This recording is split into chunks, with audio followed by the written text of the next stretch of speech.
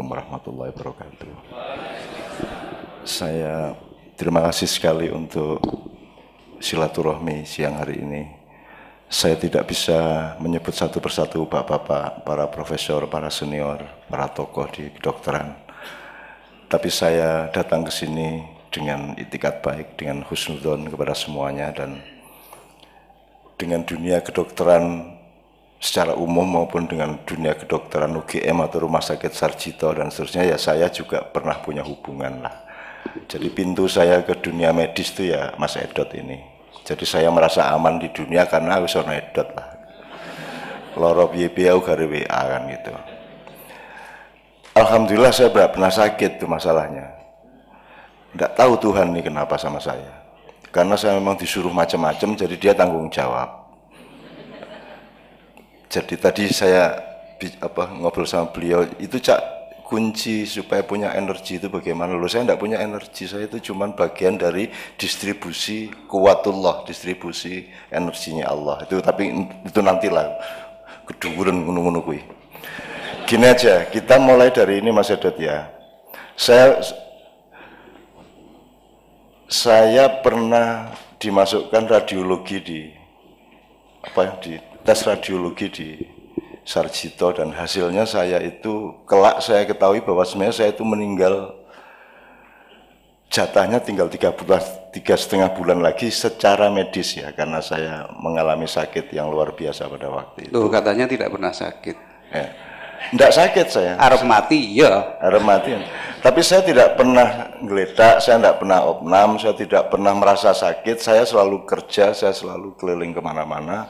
Bahwa di panggung saya pingsan itu kan urusan lain kan itu. Ning pokoknya aku terus, aku loro karo ora loro kuwi kita salah sangka saja gitu. Tapi dimulai sekarang dia Mas Edot ya. Saya ingin merayakan hari ini dulu ya pertama. Ini sawalan kedokteran ini kan saya seneng tuh gini. Jane nggak ada hubungannya loh. Fakultas Kedokteran, Universitas Modern, sawalan ini nggak ada hubungannya. Ini nyenengke tenan. Jadi ini kan sumbernya filsafat Yunani kuno. Kemudian ada modernitas, ada renaissance, kemudian ada universitas ya. Jurusan kita bukan Mesir kuno, bukan Cina kuno, bukan Jawa kuno, tapi Yunani kuno. Kemudian seluruh disiplin keilmuan, spektrumnya, metodologinya kan juga dari Yunani. Maka jadilah Universitas UGM yang tidak ada hubungannya sama Gajah Ahmada itu. Sing ora cetok ya. Wis ora apa-apa, Indonesia iki ting pating pecotot cangkeme sebenarnya. Oke. Sebenarnya tidak ada hubungannya pembelajaran akademis kedokteran dengan sawalan. Sawalan itu pun hanya ada di Indonesia. Jadi kita mulai harus berpikir agak detail. Jadi kalau Idul Fitri itu agama, tapi kalau sawalan itu budaya. Misalnya gitu. Jadi kalau sholatnya 5 rokaat-rokaatnya, bacaannya itu agama, tapi kalau sajadahnya, sarungnya itu budaya. Kan gitu. Idul Fitrinya agama, sawalannya budaya.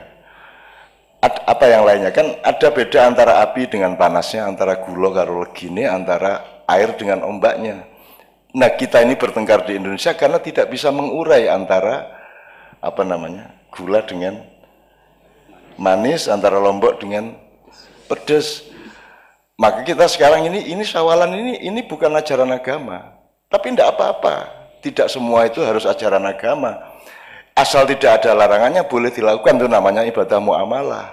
Kalau yang perintah Allah langsung namanya ibadah mahdhah. Kemudian dia bikin pagar, itu asal kita tidak melanggar pagar itu tidak apa-apa. Jadi misalnya Nabi Muhammad tidak pernah pakai handphone, kita pakai handphone tidak apa-apa, wong tidak ada larangannya.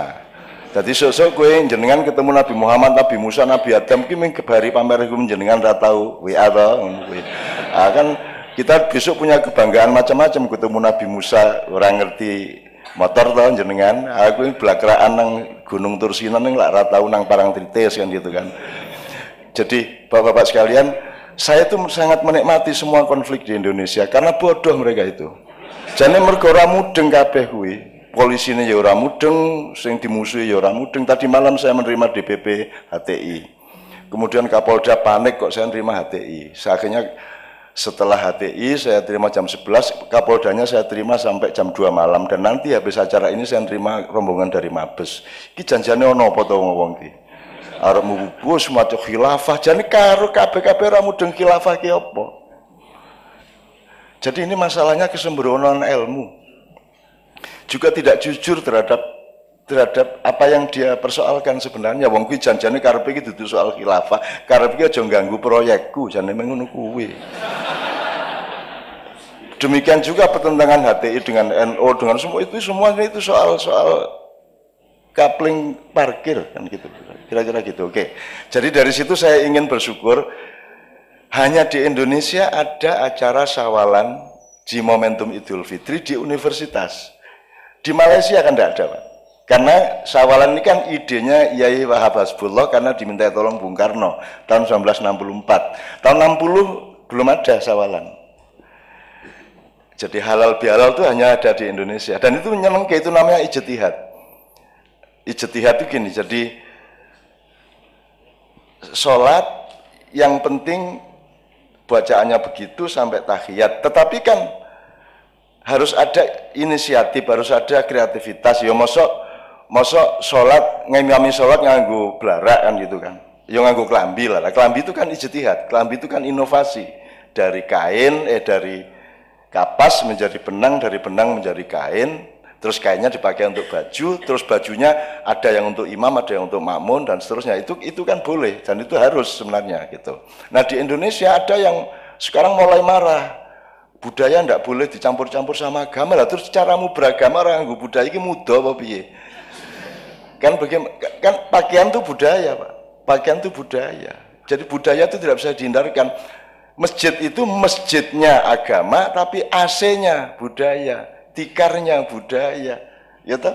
Jendelanya budaya. Jadi ndak bisa agama diwujudkan tanpa budaya. Maka ada sawalan di kedokteran menurut saya ini garda depan dari peradaban yang akan datang. Besok-besok di Amerika akan begini, besok-besok di Arab Saudi akan begini. Tapi perintisnya Indonesia. Karena Indonesia ini satu-satunya negara yang sudah sampai ke tahap ketuhanan yang Maha Esa.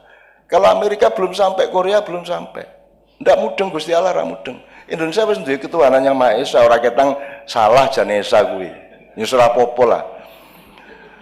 Maksud saya gini loh. Boleh nih saya jelasin Mas Yadet? Ya. Jadi di Quran itu ada dua informasi. Satu bilang Tuhan saya kalau menciptakan sesuatu saya bilang kun terus jadi. Innama amruhu idza arada syai'an ayaqul kun terus jadi. Jadi kalam mungkin bil basar sekejapan mata dadi kabeh. Itu di surat Yasin akhir. Tapi ada lagi yang mengatakan surat ayat lain bahwa Allah menciptakan alam semesta dalam 6 hari. Padahal 6 hari itu kalau dalam hitungan para mufasir itu satu harinya Allah itu 500.000 tahun. Lah Gusti Allah kok angel men gak alam semesta dadak 500.000 tahun ping 6 ki lho.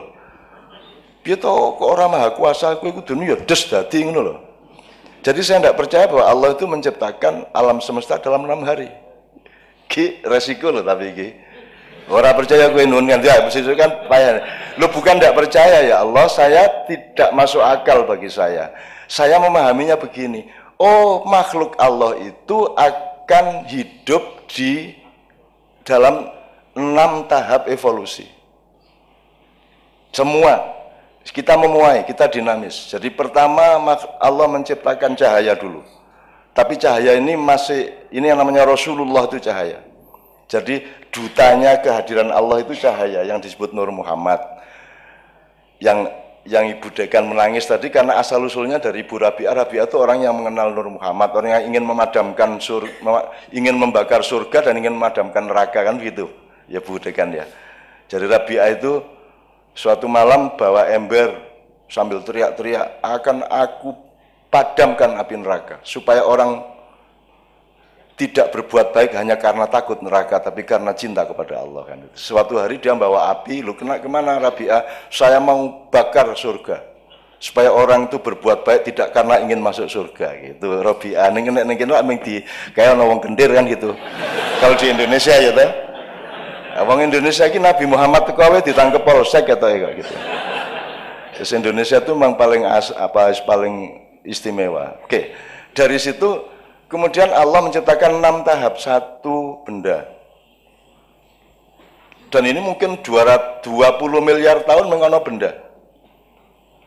Kumparan, asap, menggumpal, ada yang masih tetap panas menjadi yang disebut matahari yang bermiliar-miliar juga jumlahnya, sampai ada yang memadat, dingin, menjadi bumi, menjadi planet, menjadi satelit, bulan, dan seterusnya itu.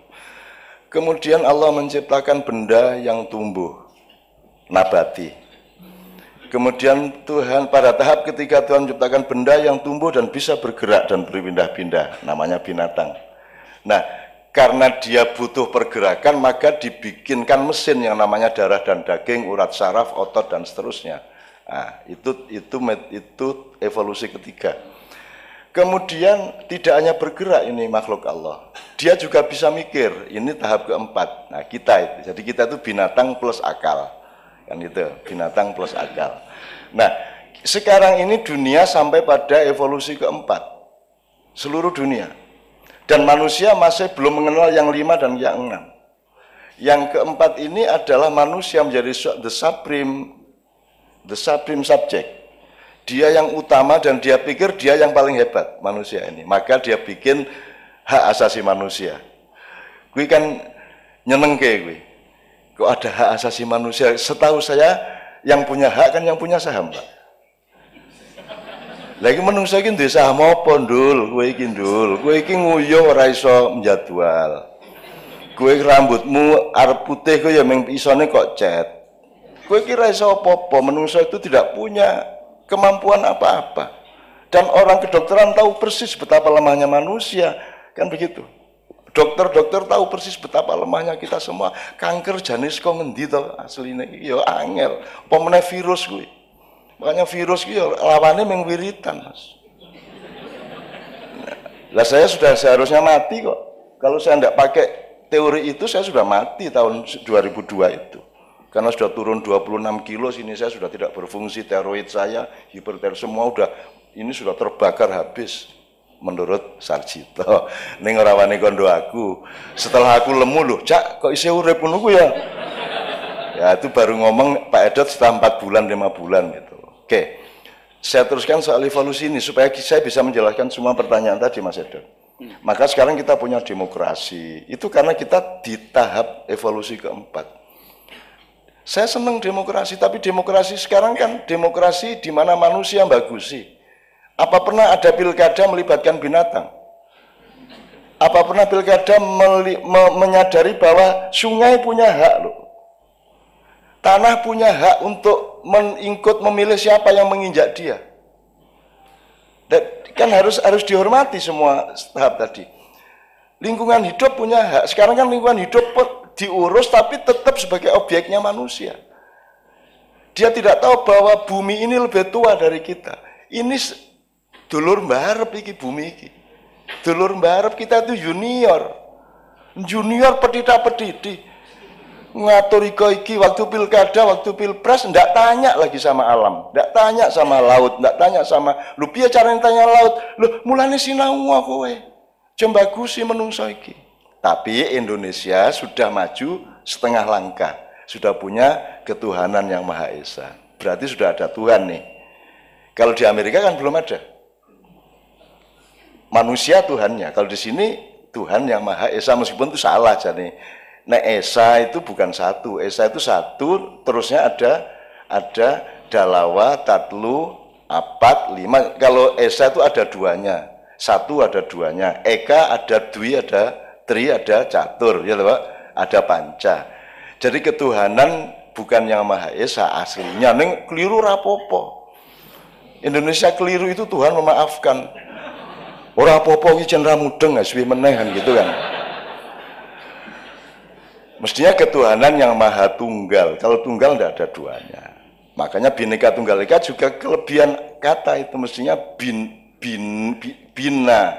Itu bahasa Sangsekerta. Kalau ika itu tunggal, ika dan tunggal itu bahasa Jawa kuno. Jadi itu campuran di Sutasoma, Karambutan Tular. Jadi sebenarnya bina itu bangunan, sama dengan bahasa Arab binaun itu bangunan. Nah, kalau n-nya 2 berarti banyak bangunan. Jadi banyak, ada bangunan Madura, ada bangunan Jawa, ada bangunan ini. Bina iko tunggal, ika itu bukan satu. Kasih tahu Pak Jokowi, jangan bilang mari kita jaga keikaan kita. Loh, ika itu artinya bukan satu, ika itu artinya iko, kui, kae.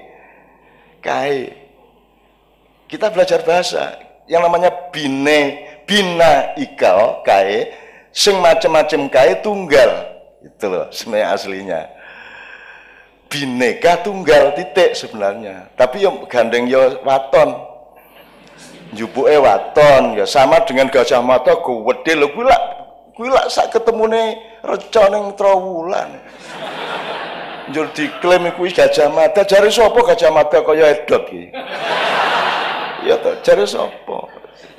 Kita tuh memang tapi untungnya Allah itu melihat hatimu, tidak melihat kebenaranmu. Kebenaran itu orang manusia tidak bisa menemukan kebenaran, maka jangan mempertengkarkan kebenaran. Ijo ya benar, merah ya benar. Jangan yang merah mengharamkan hijau, yang hijau mengharamkan yang merah. Nanti kita bertengkar terus. Kebenaran letaknya tidak di perilaku, kebenaran letaknya di dalam diri kita. Keluarnya adalah kasih sayang, outputnya adalah akhlakul karimah, kan begitu Bu? Yang tadi itu. Jadi outputnya tuh akhlak, kebenarannya di dalam diri kita, di pawon, nek ibarat warung itu di pawon. Gitu loh, kue arep gawe apa wae kan itu urusannya di pawon, merke apa itu di pawon, tapi begitu nyuguhin konsumen di warung, yang kita suguhkan adalah yang baik untuk konsumen, bukan yang benar menurut kita. Kan gitu. Nah, saya kembalikan ke evolusi tadi, kita sudah maju nih Indonesia. Boleh nggak saya sekalian sampean supaya ini kan Universitas Gajah Mada. Ini Gajah Mada sambat, aku iki ra tau disopo. Jenengku dinggo terus. Ning ora tau nyinaoni sapa aku. Umurku piro coba? Aku mati umur piro coba? Ana sing ngerti? Gajah Mada meninggal umur berapa coba? Kalau ada yang tahu. Lah ya ini sama dengan Unar. Unar sudah akan saya kasih teks mengenai Garuda, kan di sana ada Amerta, ada Unar itu. Jadi teks-teks yang urusan sama Garuda. Garuda ki ya ora mudeng. Aku saiki takon, Garuda sing gambar kae itu laki apa perempuan? Ya ora ana sing mudeng iki Indonesia iki jan sembrono. Lah nek tidak jelas Pak gendernya kan perkembangannya kacau Pak. Kalau ada laki-laki merasa dia wanita perkembangannya kacau toh. Kalau ada laki-laki wanita merasa pria perkembangannya kan mal praktek kuwi kok. Nah saya tanya, Garuda ini karepe sing gambar kuwi Sultan Abdul Hamid Pontianak yang gambar awal. Itu karepe lanang apa wedok, jantan apa betina? Ora ono sing iso jawab nganti saiki. Iki siji. Engko tak dudui kowe. Nek wis ora iso jawab. Nomor loro. Untung Allah itu sayang sama bangsa Indonesia. Dia mengizinkan Amerika ngebom Hiroshima Nagasaki itu tanggal 14 Agustus 1945, terus Indonesia merdeka 3 hari kemudian.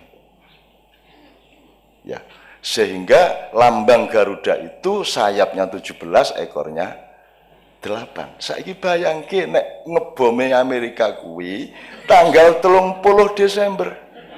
Terus kene merdeka 1 Januari ya Garudane lak ming siji ngene iki. Karo buntute ngene iki. Terus piye Garudane? Jadi saya tuh seneng lihat Indonesia tuh, ya Allah iki anakku sing tak sayang tenan, ya Allah. Kuwi aku mbayangke angger ndelok gambar ngene-ngene iki, aku mesti guyu. Oh alah, ya Allah alhamdulillah merdekanya tuh kok tanggal 17. Bayangin kalau 1 Januari kayak Garudane iki. Itu Garuda. Kapan-kapan saya ceritain asal-usul Garuda ini berdasarkan teks, berdasarkan literasi, berdasarkan main resource, saya nggak berdasarkan khayal saya. Itu ya, saya mencari bahan-bahan dan saya dapat buku-buku kuno, buku-buku lama dan jadi saya ini Garuda itu bukan burung, Bu. Garuda itu nama burung, bukan burung. Kalau burungnya tuh elang, raja wali, ulung, cipret, emprit, ya. Namanya si elang ini namanya Garuda, yang ngasih nama ibunya. Ibunya ini dalam posisi dia dijajah oleh kakaknya sendiri. Kakaknya ini kerjasama sama naga, 44 jumlahnya, sekarang tinggal 9. Ya, itu menjajah adiknya dengan manipulasi-manipulasi, karena mereka dulu itu menebak, itu ada kuda yang lewat di Cakrawala. Ya. Terus dua bersaudara anaknya raja ini bedean kae, buntutnya warnanya apa? Ekornya warna apa? Kakaknya mengatakan hitam, adiknya mengatakan enggak, putih. Ternyata begitu kudanya mendekat benar-benar putih. Kakaknya panik, padahal perjanjiannya siapa yang kalah akan jadi budak yang menang. Jadi berarti kakaknya akan jadi budak adiknya. Akhirnya si kakak ini memanipulasi, nyuruh naga 44 itu nyembur ekornya kuda. Akhirnya tidak menjadi putih lagi, waktu itu disembur. Ya, akhirnya adiknya kalah, terus dia berpuluh-puluh tahun menjadi budak dari kakaknya. Akhirnya dia berdoa kepada dewa, akhirnya dewa memberi kasih sayang ke dia. Oke, kue tak kei anak jenengke Garuda. Gitu. Jadi anaknya si adik ini namanya Garuda, burung, ya. Namanya Garuda. Tugasnya Garuda adalah membebaskan ibunya dari perbudakan jin-jin, naga-naga. Terus keliru cangkemku wijan. Gitu. Ini Idul Fitri kita. Idul Fitri kita adalah Pak Edat ya. Idul Fitri itu kan kita refresh, detox kan gitu, detox. Nah, levelnya berbeda, ada kefitrian profesional, saya dokter, kamu insinyur, kan gitu. Itu kefitrian profesional, kayak seniman, kayak pejabat. Terus ada kefitrian budaya, loh, saya orang Madura, gitu loh. Saya orang Madura, saya orang Jawa, saya orang Bugis, kan gitu. Itu kefitrian budaya. Ada lagi kefitrian kemakhlukan, kefitrian khuluqiyah. Saya manusia, saya bukan binatang, kan gitu. Nah, sekarang ada kefitrian yang lebih dalam, lebih tinggi lagi. Manusia itu makhluk jasad apa makhluk rohani? Nah, baru cari kefitriannya. Manusia itu penduduk bumi yang ingin masuk surga, ataukah penduduk surga yang dolan ke bumi sebentar? Which one? Atau kalau mau pakai ilmu pengetahuan, manusia itu makhluk jasad atau fisik yang menempuh perjalanan spiritual, ataukah manusia adalah makhluk spiritual yang outbound sebentar di bumi, 60 tahun, 70 tahun, 80 tahun. Yang mana? Kalau konsep ini tidak jelas, kurikulum kita juga bisa salah, ilmu kedokteran kita juga salah. Karena kalau Ibu Dekan tadi mengatakan menahan diri, itu kan soal ilmu dosis, toh Bu. Ya toh Bu, hidup itu tidak boleh overdosis, harus menahan. Nah, nahan dirinya seberapa? Itu sebabnya kita kuliah kedokteran, supaya tahu persis, jangan under, jangan over. Pertama, kalau sudah jelas bendanya, substansinya, baru ada menahan diri itu dosis. Sebelumnya ada dosis, ada dosis dalam arti substansi. Rasa nganggo pil sing iki wae kan gitu ya. Iki engko rada apa ya istilah kedokteran gitu ya. Itu kan kita tentukan ini apa ini, ada beberapa produk. Kita ini saja, jangan ini dulu. Nanti kalau kita lihat ini belum ada perkembangan, baru kita coba yang ini, kan begitu. Itu juga menahan diri. Hidup itu kan cuma dua itu, menahan atau menahan itu mengendalikan atau melampiaskan. Hidup itu cuma itu, melampiaskan apa mengendalikan, ngegas apa ngerem. Kan ngene. Lah wong urip ki ngegas wae. Ngegas wae. Wis dadi bupati njaluk meneh. Digas meneh, bar kuwi bojone, bar kuwi besane, bar kuwi mantune, digas terus uripe. Nginjungkel akhirnya kan begitu. Digas terus Bu. Jadi saya kira itu Mas Edot, kalau ngomong menahan diri, ngomong apa tadi, saya kira mohon maaf agak panjang supaya kita punya metodologi dulu, nanti ngomong apa-apa sudah ada frame-nya yang 6 evolusi tadi. Terakhir ini. Yang evolusi kelima itu apa? 4 kan manusia, maka hasilnya asasi manusia sama demokrasi. Kelima adalah kita tidak hidup begitu saja, kita ini dibikin, yang bikin namanya Tuhan. Maka dalam perusahaan hidup kita ada Tuhan. Nah, Tuhan ini posisinya apa? Karyawan apa direktur? Jadi pertimbangannya menjadi beda. Kalau sekarang ini manusia kan direktur, maka ada hak asasi manusia. Ya serapopo. Tapi Indonesia sudah sadar dengan Pancasila, oh ada Tuhan kok. Nah, ternyata Tuhan ini bosnya, kita karyawannya. Maka kalau kita mau mengabdi kepada Tuhan, yang menentukan Tuhan. Masa ono satpam ngatur dewe, aku tugas jam semene ya Pak. Loh.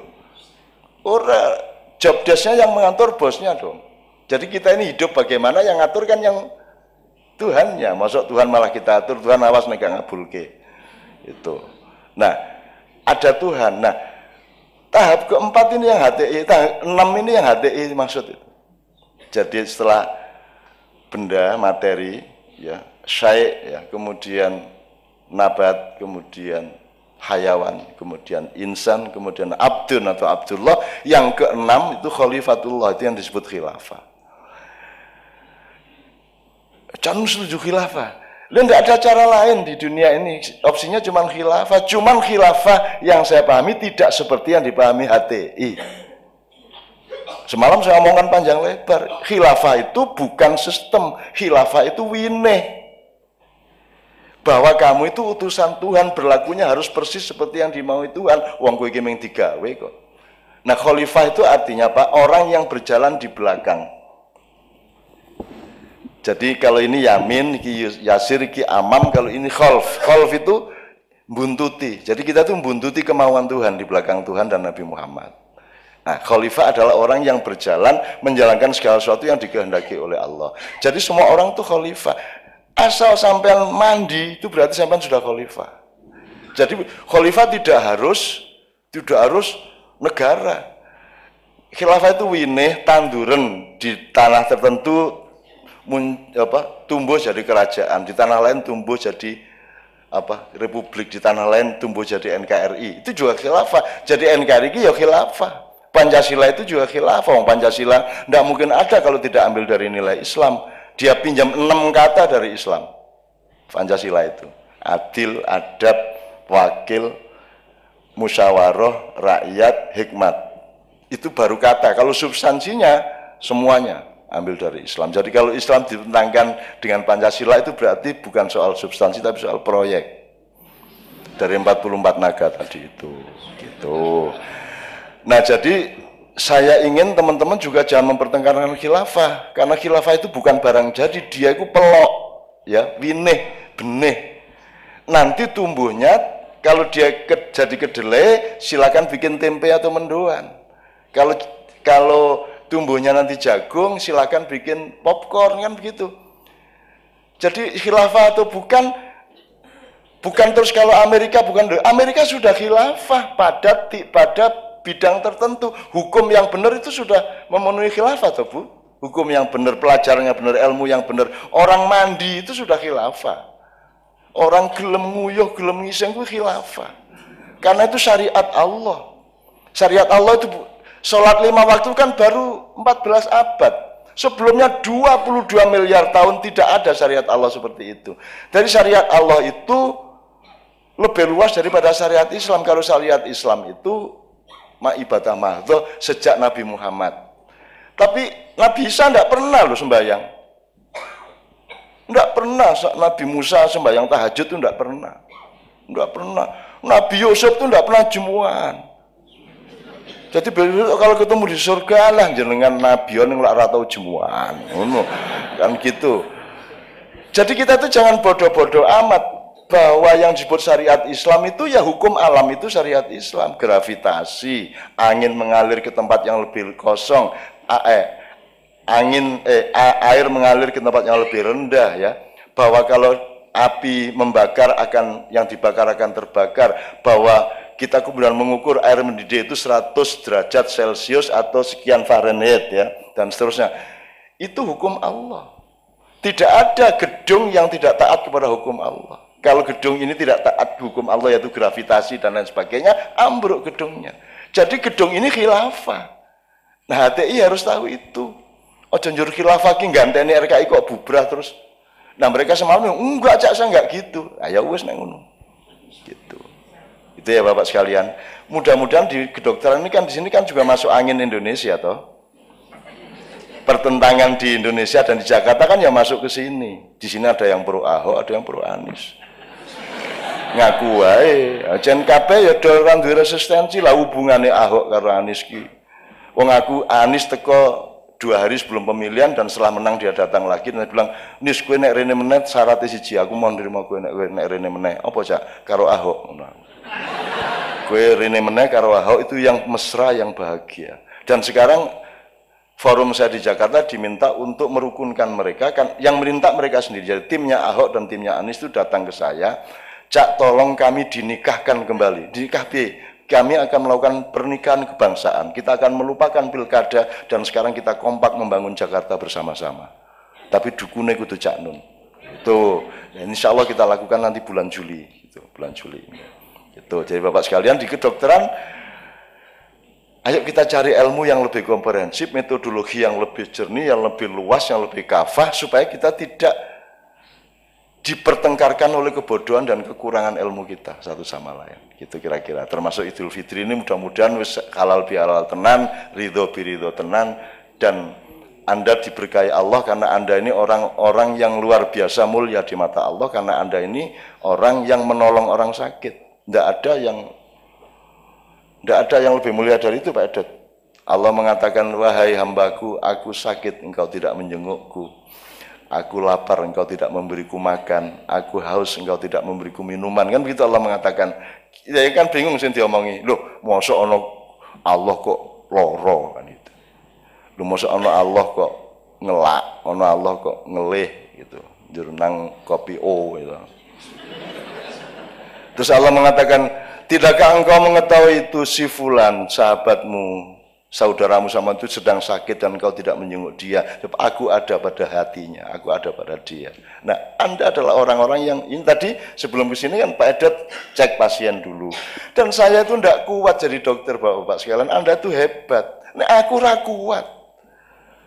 Mesti kudu nesu terus. Iki piye to pemerintah ngono mesti aku. Iki piye iki ya?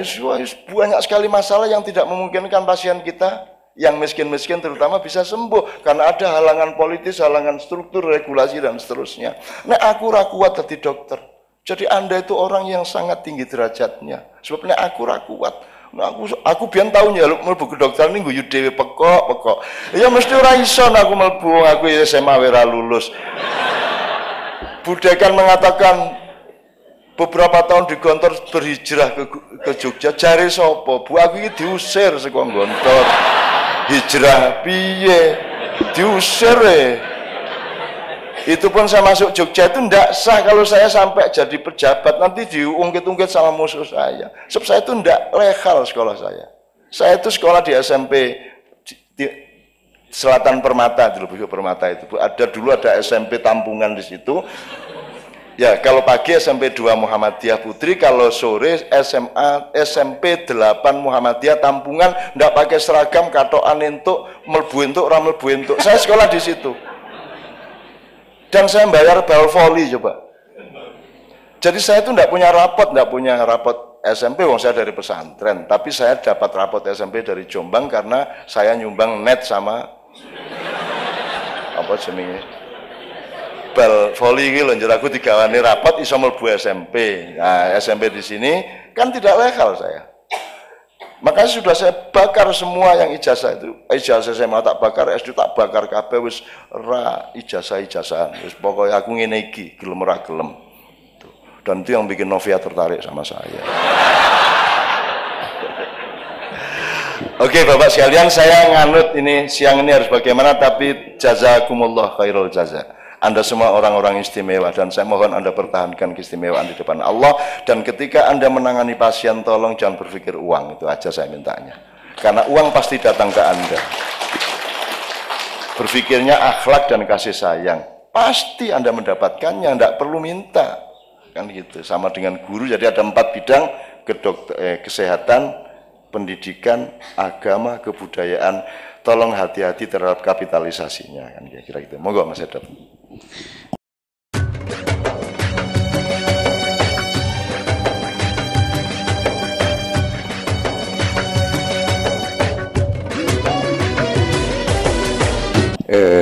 Baik, Cak Nun. Kita akan bersama-sama untuk diskusi. Kita persilahkan yang sepuh untuk bisa hadir di sini. Yang pertama Dr. Sunardi Kasepuhan. Beliau ini ahli keris, Cak Nun, seorang yang memang hidupnya selain spesialis kulit, yaitu spesialis keris, SPKK, spesialis keris konsultan. Kancang rokok. Yang kedua kami persilakan hadir di depan adalah Profesor Dr. Muhammad Jufri, PhD, asli Madura, lulusan Dokter Gontor nggak lulus, nggak sempat masuk ya Prof ya.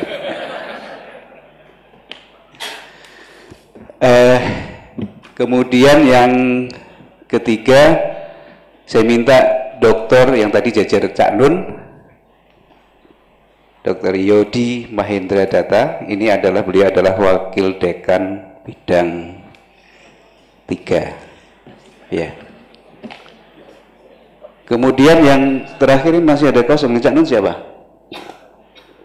Yang kosong ini siapa yang mau diisi? Budekan silakan maju. Al-Mukarram. Nah, sambil menunggu itu supaya tidak ada dusta di antara kita, saya boleh nggak cerita tentang yang Cak Nun mau mati tadi?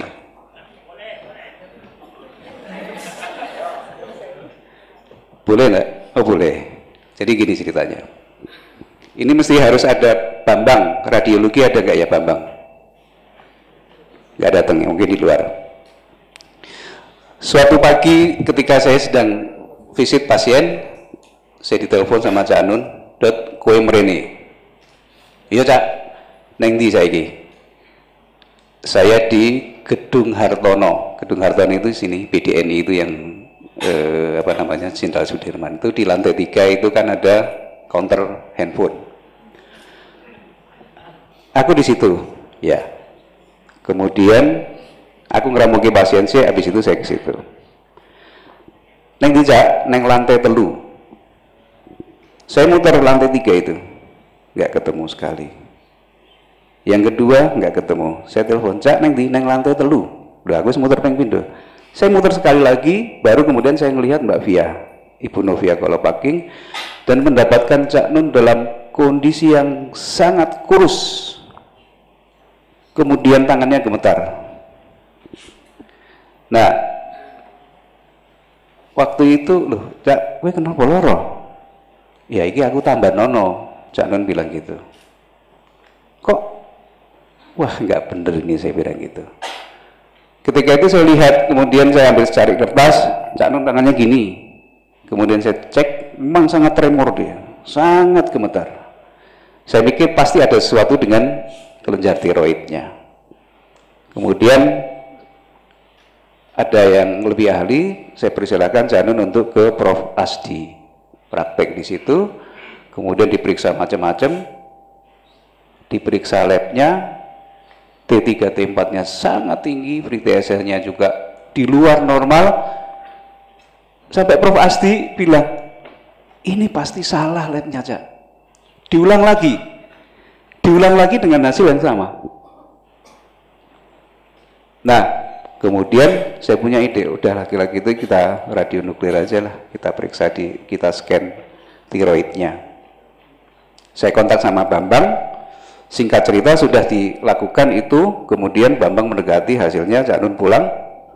"Wah, Dot, ini sangat toksik ini."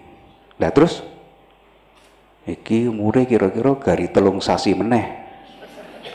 Waduh. Terus Bambang bilang, "Tapi aku gak ngomong gitu."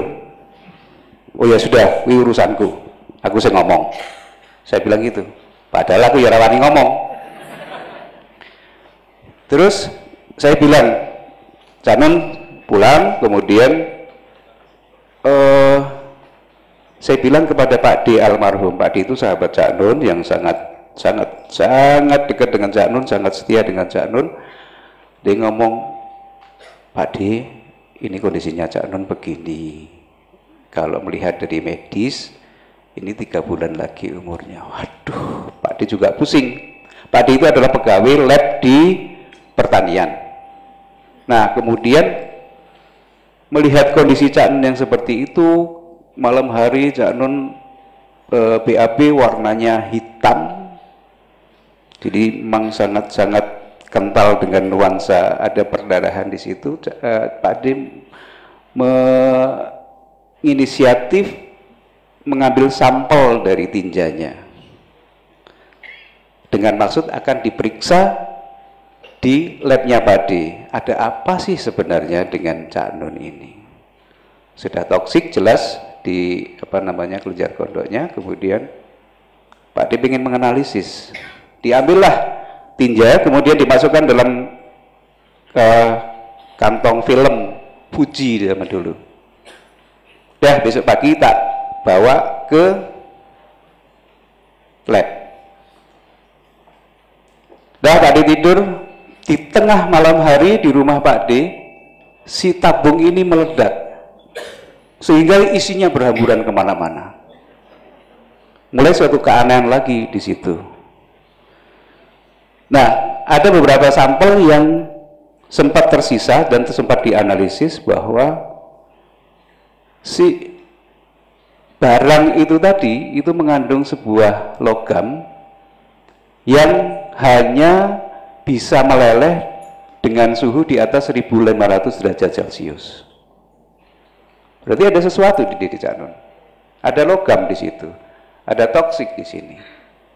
Apa sebenarnya yang terjadi? Prof Asdi juga pada waktu itu nggak mungkin ini seperti ini. Kalau seperti ini, sampai sudah mati, Cak. Akhirnya itu fakta-fakta yang kita sampaikan kepada Cak Nun. Kemudian di sini saya hanya ingin men-stressing bahwa sebenarnya ilmu kesehatan, ilmu kedokteran itu belum bisa mengatasi semua masalah kesehatan yang ada. Contohnya adalah Cak Nun, bahwa kita masih dilibatkan dengan misteri-misteri yang ada di situ. Dan akhirnya bahwa Cak Nun mengatasinya dengan cara yang lain yang nanti mungkin kalau berkenan Cak Nun cerita, kalau enggak ya akhirnya sembuh gitu aja lah. Nah, ya, dengan berbagai macam caranya. Ya, mari tidak sampai sini, akhirnya sembuh gitu aja. Ya, ini karena terlanjur cerita, saya mohon izin dan minta maaf, ini diceritakan sebenarnya sudah 15 tahun yang lalu ya, dan itu panjang ceritanya, tapi pokoknya begitu lab hasilnya seperti itu, dan di Sarjito gambarnya kan hitam pekat sini ya, jadi di leher ke bawah itu sudah ibaratnya wis bumi hangus sudah. Terus Mbak Via ngomong, Mbak sudah jelas sekarang masalahnya, Mbak diatasi. Tuh. Karena saya itu tidak merasa sakit dan tidak pernah berhenti. Saya acara terus keliling kemana-mana, saya pernah pingsan. Sampai saya dalam keadaan kurus itu saya pengajian di LPG Pinang. Di LPG Pinang itu siang-siang lagi, panas-panas, tremor, dan tengah jalan lagi semaput. Jadi akhirnya langsung saudara, ini kayaknya saya harus pamit dulu, terus Allahumma sholli, terus berdoa, urung nganti walhamdulillahirabbil alamin aku wis hilang. Saya sudah pingsan, geblak. Tiba-tiba saya siuman itu ISIS kayak sejuk, dan wah ini swarga ngendi ya ngono. Ya ada korden bagus, jendelanya bagus, hiasan-hiasan, ada buah-buahan, ada lukisan-lukisan bagus. Pokoknya ini kamar yang sangat elit, sangat indah di LPG Pinang padahal itu. Nah, iya gue. Terus di LPG Pinang, dan saya seingat saya tadi saya pingsan di LPG Pinang, kok tiba-tiba ada kamar sebagus begini. Nah, ketika saya sedang heran-heran, ada suara, kan saya berbaring, ada suara di belakang saya, sampun skeco Cak, gitu, dari belakang saya. Kaget aku, loh kowe to Tom, itu ternyata Tommy Soeharto. Jadi Kamarnya Mas Tommy itu. Wah, aduh motor. Ternyata neng Cipinang ki ngono kuwi ya, mulane saya doakan Anda masuk sana. Lah kamar apa kaya ngono. Dan Tommy berkuasa di situ, banyak bodyguardnya, sekolah fasilitas beres, mau keluar kapan saja bisa. Terus piye? Jadi oh alah ya wis lah gitu kan ya. Udah. Jadi ini kan saya harus cerita mengenai sembuhnya saya. Akhirnya karena istri saya mengatakan, saya kan tidak pernah merasa sakit. Pokoknya aku terus melaku. Wong puasa saya puasa. Saya workshop sama anak kecil-kecil 500 orang melayu tahu. Aku santri di Bojonegoro tajak latihan ekspresi, latihan muhadoroh, latihan supaya kowe iki kudu iso dadi wong, kowe kudu iso punya determinasi, harus kerja. Santri itu kan tidak dididik untuk kerja, wiritan tok nganti pucet dia bilang gitu. Belajar nyambut gawe, ayo bertani ke kerajinan apa, tak ajak pelayan wae. Semaput aku Mas, aku iki poso awakku. Berat badan saya 46.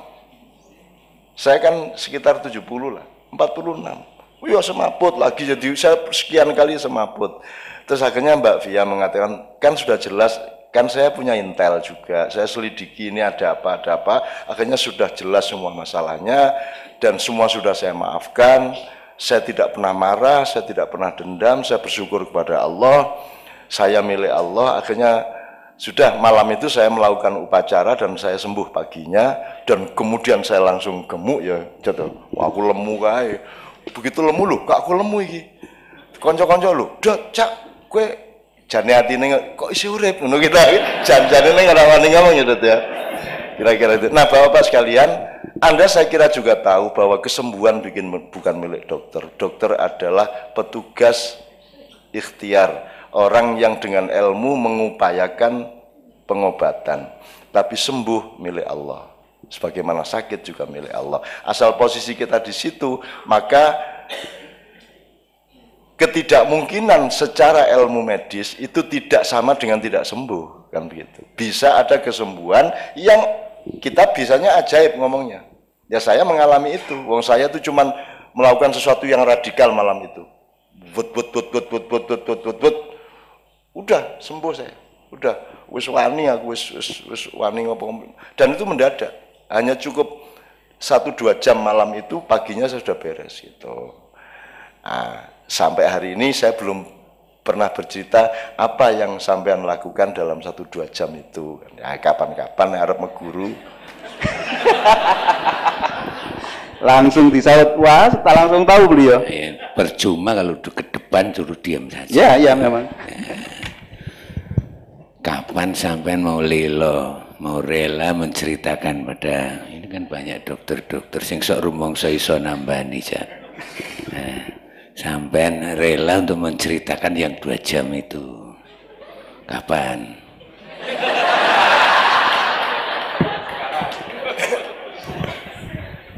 Saya kira ada potensi yang disebut sugesti.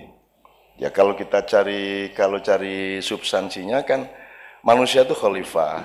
Khalifah itu berarti dia dimandati sekian persen dari takdirnya. Jadi manusia punya hak mentakdirkan dirinya sendiri sampai batas tertentu. Misalnya gitu, Tuhan bikin Anda rambut keriting. Dan Tuhan membebaskan, harap kok rebonding monggo, harap ora muna. Hak rebonding itu ada pada manusia. Demikian juga terhadap sakit. Dan terserah Tuhan caranya menyembuhkan. Jadi kalau dalam Islam ada yang namanya zam-zam. Zam-zam itu satu anomali yang menerobos ilmu. Jadi zam-zam itu sama Allah diperintahkan, zam-zam, kamu sembuhkan orang yang meminummu sesuai dengan permintaannya. Nah, zam-zam itu tidak bisa menyembuhkan, dia cuma sarana dari kehendak Tuhan untuk menyembuhkan sesuai dengan permintaan. Jadi ibu-ibu Pak sekalian, tolong jangan salah, saya ini tiap hari nyebul banyu itu 200-an lah. Jadi uang teko nggo banyu, ibune lara kanker, bojone ilang, anake minggat. Wis wong kuwi nggo banyu tak sebul. Dan saya terus disuruh ndak nyebul. Terus bagaimana orang yang mengharap ke saya? Ya. kemarin dari waktu hari raya dari Tegal datang. Oh, problemnya macam-macam. Ono sing wis rakyat kecil. Jadi aku iki pokoknya penggaweanku kaya dukun kae. Fuh. Jadi kalau antri di acara itu Pak, antri di acara itu bisa 1000 orang antri dan semua saya sayangi, semua saya senyumi. Sampai orang pertama sampai orang ke 1000 saya tidak akan berkurang energi saya untuk menyayangi mereka. Dan tak ladeni wis kowe ngopo wae wis. Ono sing nek ndekep ta biasa nek salaman ngambung tangan tak ambung genti tak rangkul.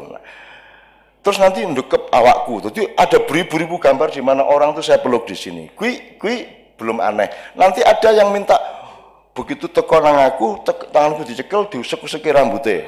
Nah, deh. Meneh. Terus ada lagi, pokoknya aku diusap gitu. Sampai misal terus dia gini. Nah, ada lagi ya yang ngapa? Dia ini ngapa? Kaplok ya. Wah, gitu. Wah, mau turun gitu. Udah pergi. Gitu. Coba ada yang jadi yang minta dikaplok itu ya sekitar 10% lah. Ono mana yang diketak ngene. Apa iki? Ketak cak. Yes. Juwes aku. Loh, saya apa yang saya lakukan?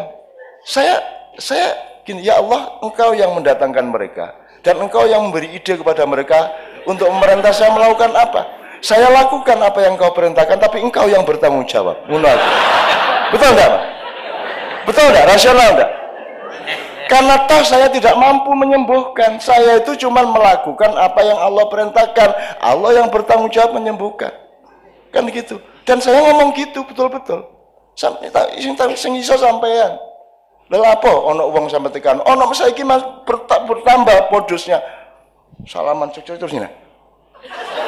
Apa piye? Idone ya, idone. Idone. Tak idone, Mas. As aku gak angel-angel.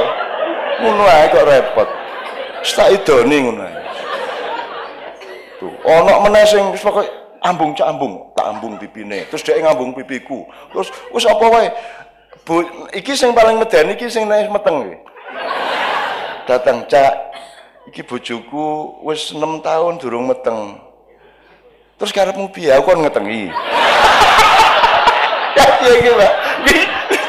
Aku kan, ya Allah rakyat, ini semua peristiwa kemesraan. Saya mohon para dokter mesra sama pasiennya, karena itu sumber utama penyembuhan. Bukan mesra secara pribadi, mesra secara ketuhanan dan sosial.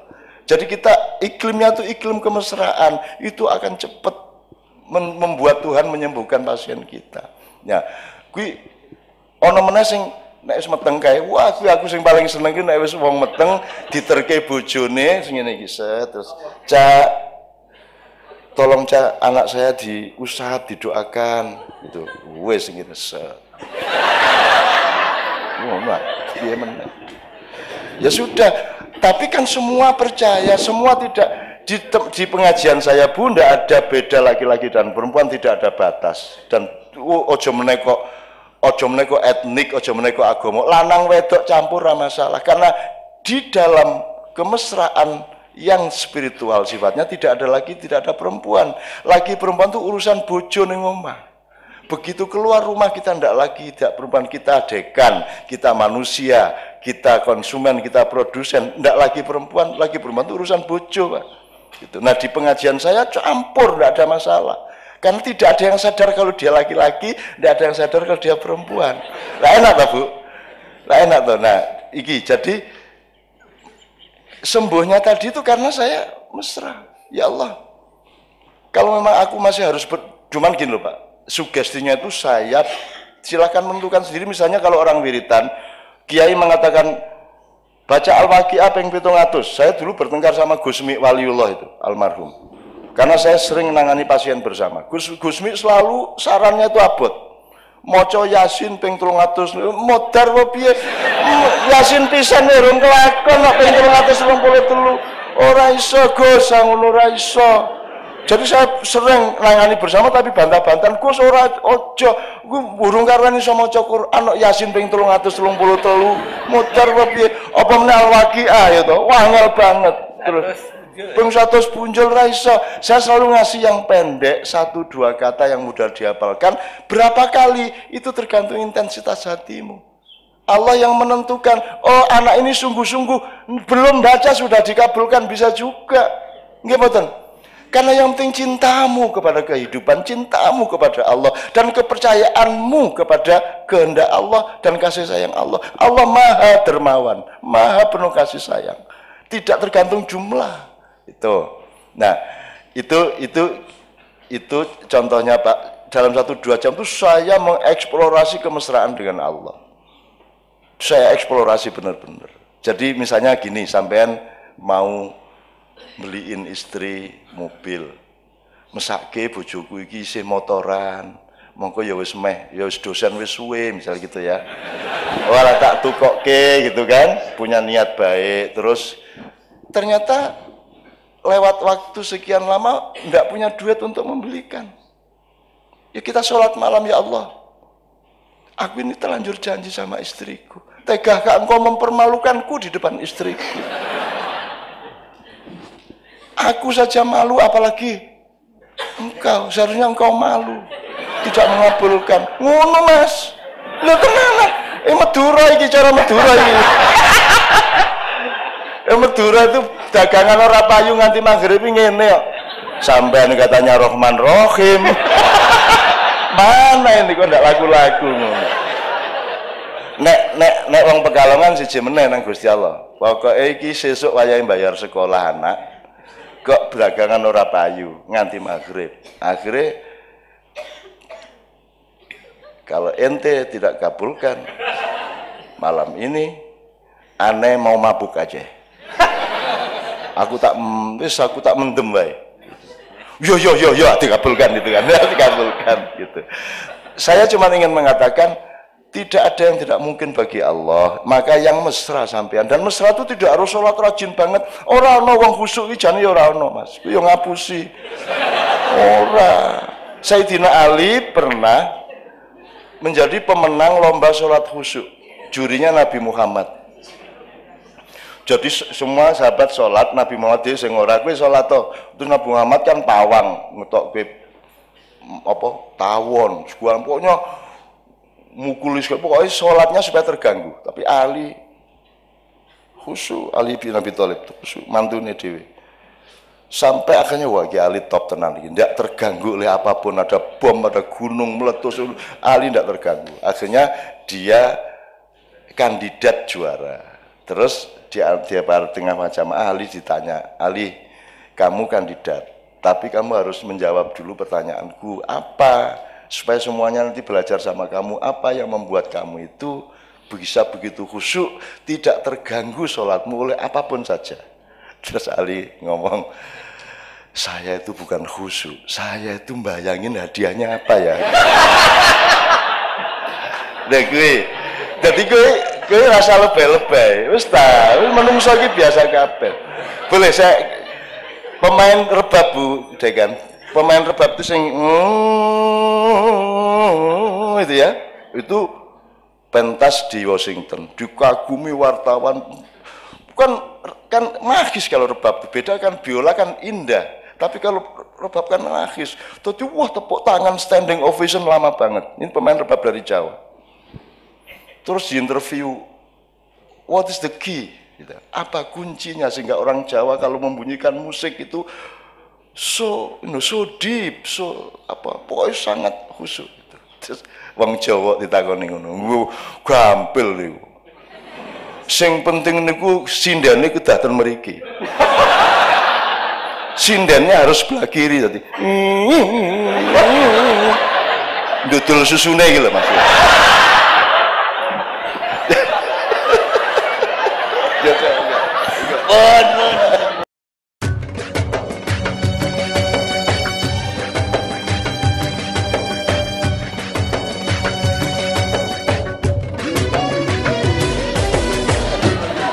Niat betul-betul terbukti Cak Nun ya. Ini satu lagi harus yang disampaikan pada para hadirin paling tidak ini Cak Nun. Yang pernah sakit tidak hanya Cak Nun. Saya itu pernah diganjar kolek Cak. Yang kulit perut kata dokternya sakitnya minta ampun. Jadi di IGD Rumah Sakit Sarjito itu tidur terlentang ora kuat, jenggelek ora kuat, dodok di tempat tidur ora kuat, terlentang lagi mengkur, pokoknya tidak ada posisi yang saya bisa tahan. Saya pikir saya sudah mau dibundut ya, tak goleki kok ora ana malaikat sing ketok. Nah, ternyata ilmu kedokteran juga sunatullah yang benar-benar dibetulkan. Datang saudara saya itu Dokter Ibnu Pranoto karena saya paksa. Saya pikir tadinya saya serangan jantung jebul kok iso omongan barangnya. Saya panggil Dokter Ibnu, 10 menit kemudian datang. Baru dia masukkan, kalau nggak salah waktu itu yang dia masukkan ke infus itu Novalgin. Masih ada Novalgin waktu belum sampai habis sudah sembuh. Nah, sikap saya golek malaikat itu salah apa benar, Cak? Monggo.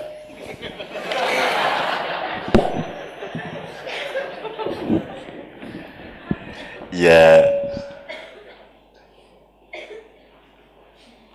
setiap saat kita itu kan antri nih orang ngerti urutannya kan gitu kan. Tapi kan semua antri tuh Pak. Ya. Ning orang ngerti urutannya. Betul. Dan mati sama sakit tidak ada hubungannya. Saya sampai takut merengut loh waktu itu. Gue kayak malaikat metu aku merengut. Dukani Gusti Allah. Hati saya sudah kepada Allah tapi tak golek ora ana utusane sing metu. Ya, saya tidak bisa menjawab secara empiris karena saya belum pernah mengalami itu. Ya. Tetapi gini Bapak-Bapak sekalian, ini ponaan saya itu sedang sakit kanker, Mas Edot ikut menangani ya. Dan itu tidak ada hubungannya sama hidup dia. Hidupnya benar, dia perawat, dia kerja di rumah sakit, tiba-tiba kanker berat, gitu ya. Jadi sebenarnya sakit itu apa toh? Ya. Apakah sakit itu negatif dalam kehidupan ataukah sakit itu positif? Karena kadang-kadang sakit itu sebenarnya proses penyembuhan rohani bagi Allah kepada kita bisa juga. Nah, malaikat datang dan tidak datang itu kan ya piye kuwi carane jawab aku ya oke. Gini, saya ini menganjurkan jamaah saya untuk mengaktifasi malaikat. Jadi aktifasikan malaikatmu. Artinya kamu tiap hari harus menyapa malaikatmu. Isu-isu assalamualaikum, assalamualaikum, assalamualaikum, assalamualaikum. Tuh. Kita bisa lihat atau tidak itu juga tidak ada hubungannya dengan kehebatan. Hantu tidak ada yang berani sama kita meskipun kita tidak pernah bisa melihat dia. Saya ini harus ngusir hantu di banyak negara. Di Italia, di rumahnya Mussolini saya pernah ngusir hantu. Karena mereka nganggapnya saya tuh ngerti. Aku kira ngerti. Orang ngerti neng ya karena dipaksa ya. Malam terakhir ya saya lakoni sama anak Kiai Kanjeng tak parani kuwi kabeh dan aku nganggo cara universal. Kowe hantu Italia wani-wani karo hantu Jawa ngono aku. Rasa macam-macam kowe. Tak parani tak sentak-sentak. Dan teman-teman pingsan-pingsan karena saya tuh ditawur sama makhluk-makhluk macam-macam di sana. Tapi saya tidak merasa, aku tidak bisa ndelok saya. Pokoknya aku teko tak paling gue rasa macam-macam ya. Iki konco-koncoku kabeh ning kene. Engko nek kowe macam-macam aku rene meneh ya. Rasa macam ayo. Ayo wani, ayo. Wani ngetok nang aku tak tonyo tenan gitu. Ya itu. Jadi tidak pernah ada hantu berani menampakkan diri ke saya. Jin, rawani. Kalau ada orang kesurupan sebut nama saya. Loh, ini serius sih. Gue tak akan ndak Cak Nun lho nek terus ngene gitu ya. Nanti ya wis terus lunga saya ya. Silahkan praktekkan. Bukan apa-apa, saya itu sayang sama mereka dan mereka kalau pengajian mereka datang ke saya. Di pengajian saya itu banyak sekali datang. Saya mau ke Gunung Lawu, mau ke Gunung Ceto, mau ke Gunung Kawi, saya semua sudah masukin semuanya. Semua perpustakaan digital spiritual saya sudah masukin semua. Dan mereka itu sayang sama saya. Jadi ono wong ning jalan wates kono wong kesurupan bola bali. Kesurupan. Terus aku ngongkon bocah, cah Kiai Kanjeng kuwi rono. Begitu cakeng itu, wah, anak boy cak nun meneh, terus, ya wis, itu hilang, gitu. Terus anak Kiai Kanjeng pergi lagi, kesurupan lagi, beda lagi. Tadi suaranya gini, terus berikutnya suaranya begitu. Terus aku ngomongkan meneh si jinne, wah, cak nun meneh, wah, wis kondo cak nun rasa, aku ya seneng nang padang bulan, Jadi seneng saya, jin itu sama saya itu cinta. Dan jin itu Anda jangan anggap khayal. Jin disebut oleh Allah lebih dulu dari manusia di semua ayat kecuali satu ayat dok. Berpuluh-puluh kali Allah menyebut makhluk itu jinni wal insi, bukan insi wal jinni. Jadi jin itu senior kita. Malaikat senior kita, alam senior kita, tetapi yang paling senior adalah Nur Muhammad. Kalau Anda berada pada jalur Muhammad, maka Anda menjadi senior dan Anda yang nanti pertama giliran masuk surga. Gitu. Dan surga itu bukan sesuatu yang kita cita-citakan. Kita itu dulu di surga. Cuman sekarang outbound sebentar ke sini dan jangan tidak lulus di sini gitu loh Pak. Gitu loh. Nah saya kira kita masih lama Pak bertugas outbound ini Pak. Insya Allah gitu ya. Monggo berikutnya beliau mungkin. Pak Jufri monggo. Terima kasih Cak Nun. Gini Cak Nun, jadi saat bulan puasa itu hampir semua orang yang menjalankan puasa 10 hari terakhir berharap-harap mendapat sesuatu sampai dia tidak pulang ke rumah istilahnya. Itu taunya dapat itu bagaimana Cak Nun?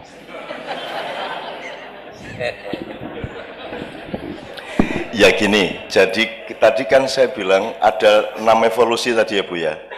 Jadi kita ini sudah di evolusi keempat, tapi kita berpikirnya masih pra-4. Jadi kita masih berpikirnya materi. Jadi kalau ngomong surga, kita bayangkan itu jasad. Kita bayangkan pahala itu adalah tambahan duit, tambahan emas. Kan gitu. Jadi cara berpikir kita masih materialistik. Bahkan kita bersedekah ingin mendapat balasan berlipat-lipat, yang gitu. Jadi kita ini masih berpikir kapitalis. Jadi kalau Lailatul Qadar di 10 hari terakhir itu kita bayangkan mbuh emas, mbuh duit oke, mbuh untuk lotre kan begitu. Jadi kita masih berpikir materialistik. Dan itu ya enggak apa-apa, tetapi menurut saya itu rugi. Kalau Lailatul Qadar itu gini, soal cara berpikir, dia disebut Lailatul Qadar itu ya tanazzalul malaikati warruhu fiha bi'idzni rabbihim min kulli amrin salamun hiya hatta matla'il fajr. Dia disebut Lailatul Qadar itu karena malam itu Al-Qur'an diturunkan. Kan begitu. Lah kurang apa Lailatul Qadar? Kapan tidak Lailatul Qadar di dalam hidup ini? Kamu lihat dirimu. Coba kamu lihat sih. Saya bilang tanya sama Pak Edot, hidup itu jatah usia apa jatah jumlah detak jantung? Jadi olahraga lari pagi, olahraga jantung itu jangan-jangan mempercepat loh. Karena urusannya itu jatah detak kok. Jumlah detak jantungnya berapa, jangan-jangan kan gitu. Dan saya ini lagi misalnya dek itu berapa kali, setiap orang ditulis di Lauhul Mahfuz, kamu sekian kali. Nah nek kok mau olahraga, wah, jadi cepet. Makanya saya tidak pernah olahraga. Dan saya tidak pernah mau cemas, saya tidak pernah mau panik. Ya, saya menghadapi apapun saya tidak berubah ritme saya. Saya tidak mau. Jadi misalnya oleh rasa sakit aja saya tidak mau ditindas. Rasa sakit itu saya taruh di situ, misalnya ini pijat refleksi katanya sakit. Wis kuwi dudulun sak nek jadi nek aku rasa wis ora krasa wis aku. Wis to, dudulun sak karepmu. Lara ning aku ora kalah karo laraku. Wis dadi modar kowe ngene-ngene bisa kok ora apa-apa ya. Lho, ora aku iki lara ning aku iso ngatasi lara. Larane ning kono jarene ya. Ngono. Lara Pak, tapi saya ambil jarak dari sakit. Itu ya, ini saya melebarkan ke sini supaya kita tuh jangan kapitalistik terhadap Lailatul Qadar. Kurang apa? Puasa aja kok nunggu Ramadan. Hidup adalah puasa, hidup itu dosis, hidup itu menahan diri, hidup itu ngerti kapan makan, ngerti kapan berhenti makan, ngerti makan apa, ngerti makan seberapa. That is life. Hidup itu dosis, kan gitu. Nah, Lailatul Qadar anytime Lailatul Qadar kalau saya. Wong malam qadar, itu momentum di mana ada qadar. Hidup adalah qadha dan qadar. Apa bedanya? Kan rukun iman itu. Apa bedanya qadha sama qadar? Qadha itu default, kalau qadar itu custom. Kan gitu. Jadi default kita sudah kita terima selama ini bahwa kalau nek jare wong Jawa ngunduh waing pakarti. Ya, karma atau innama alusrius wa may ya'mal mithqala dzarratin khairan yarah, kemudian sarra yarah. Itu sudah pasti itu qadha. Nah, sekarang qadar ini dinamis. Dan qadar ini kamu jangan jadi objek, Anda subjeknya.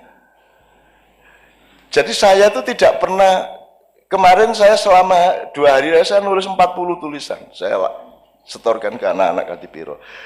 Itu saya nulis itu enggak mikir. Karena saya tidak punya tugas untuk berpikir. Yang punya tugas berpikir itu pikiran saya. Soal kaya, nggih. Terus aku tangi turu, tak tike ya nggih. Terus aku ngetik, iki sing dikte. Ndak pakai energi. Makanya di kedokteran juga kan mestinya ada komprehensi terhadap dimensi-dimensi ilmu yang lain di kedokteran, tidak hanya fisiologi. Ada banyak kemungkinan yang lain. Misalnya manajemen tenaga. Orang bertanya, acara saya itu kan rata-rata 8 jam, Bu, dan saya duduk tahiyat itu. Wis pokoknya Kapolreso, Kapoldaud, Kopasuso kuwi ra tahan lungguh karo aku. Mulane aku begitu, Pak, sampean lungguhe sak karep sampean ora sak kaya aku. Nek aku mesti lungguh kaya tahiyat kae. Itu berjam-jam, gitu kan. Asam urat ndasmu wani apa kowe karo aku? Ora iso, wong aku lungguh kaya ngene asam urat, ora iso asam urat. Asam urat itu anggota saya, kamu kalau saya izinkan kamu boleh, kalau enggak gitu. Nah, itu dimensi ilmu apa Bapak sekalian? Siapa yang berkuasa atas kesembuhan? Kenapa engkau tidak mencari sebanyak mungkin tali dengan yang maha mentakdirkan, yang maha memiliki qadar? Qadar itu kata bendanya, takdir itu masdarnya atau adjektifnya. Takdir adalah pengqadaran. Ya. Nah, Anda dikasih limpahan oleh Allah untuk mentakdirkan diri Anda sendiri. Jadi kalau Anda malam Ramadan, Anda tinggal memetik. Cuman kan masalahnya kamu itu pamrih, pengen emas, pengen duit lebih banyak. Dan itu Allah tersinggung. Kamu kok tidak percaya sama saya? Jadi orang berdoa itu kadang-kadang dilematis, Bu. Kalau kita minta ya Allah, ya Allahumma, itu orang dungu nanti setengah jam. Allah dibacain makalah, ya Allah, ini Indonesia sedang mengalami makalah ya. Ini ada konflik antar ini ya Allah. Ini ada kriminalisasi ulama ya Allah. Wah ini, wah seroh cari Gusti Allah. Wah seroh aku mah kuasa, gitu kan. Ndonga kok cik dawane gitu kan. Terus ya Allah kuatkanlah iman kami gini. Buawan jaluk terus Allah mengatakan gini. Kamu itu kurang apa tiap hari saya kasih? Minta terus banyak sekali permintaan kamu, gitu kan? Kalau kita berdoa, terus akhirnya kita takut, ya sudah saya tidak berdoa, terserah Allah aja. Dapat 3 hari kita tidak berdoa, Allah bilang lagi, kok sombong gue lanjaluk kan? Iya gitu Mas. Yang benar yang mana Mas? Berdoa apa tidak? Kalau berdoa, Anda bilang saya kurang apa ngasih kamu? Kamu tidak usah ngatur detak jantung, saya bikin dan jantungmu berdetak. Kamu tidak bisa berkuasa atas detak jantungmu. Kamu masih minta. Tapi kalau nggak minta, dia bilang, tumben nggak minta. Terus, udhu'uni astajib lakum, kata Allah. Jadi yang mana ini? Nah itu namanya dosis, Bu. Kita masing-masing yang mengerti kapan kita minta, wajar apa tidak permintaan kita, dosisnya tepat apa tidak, kan begitu masalahnya. Itu. Nah jadi, Lailatul Qadar itu kalau saran saya, itu anytime. Siang malam tidak hanya berdasarkan matahari, hatimu sering siang di malam hari dan hatimu sering malam di siang hari, betul nggak Bu? Anda menghadapi pasien itu malam apa siang Pak Det? Malam adalah tidak tahu karena gelap, siang adalah terang benderang sehingga kita tahu. Kalau menghadapi pasien itu siang apa malam? Sok siang, sok malam. Oh, ganti siang karo malamnya. Orang jualan, orang narik taksi, narik ojek, gojek itu kan malam toh Pak. Dia tidak tahu dapat order berapa. Orang jual nasi laku apa itu semua malam. Maka Allah selalu mengatakan subhanalladzi asra bi abdihi lailan. Maha suci Allah yang memperjalankan hambanya di malam hari, tidak ada di siang hari. Artinya selalu di depanmu itu sesuatu yang harus kita cari terus, ijtihad terus, rendah hati terus, golek terus, bisa rumangsa terus, kan itu. Bukan rumangsa bisa, gitu ya Pak ya. Terima kasih, ini waktunya juga sudah panjang. Tapi dalam hati kita dan dalam hubungan kita sehari-hari dengan teman kerja seringkali sulit memaafkan, ya toh. Nah mumpung sekarang ada dukun yang sudah dukuni beribu-ribu orang, tolong ini didukuni. Yang pertama doa utama kita setiap hari itu sing kudu dieling-eling apa. Yang kedua gimana supaya kita mudah memaafkan orang lain dengan betul-betul penuh kasih sayang, itu saja. Oke. Memang secara dalam ilmu psikologi, ya bukan ilmu saya, dalam common sense psikologi kan ada 4 macam manusia. Ada orang yang sukar marah tapi mudah memaafkan. Yang kedua ada orang mudah marah, sukar memaafkan. Ada orang mudah marah, mudah memaafkan, dan ada orang sukar marah, sukar memaafkan. Tapi pokoknya ada 4 macam.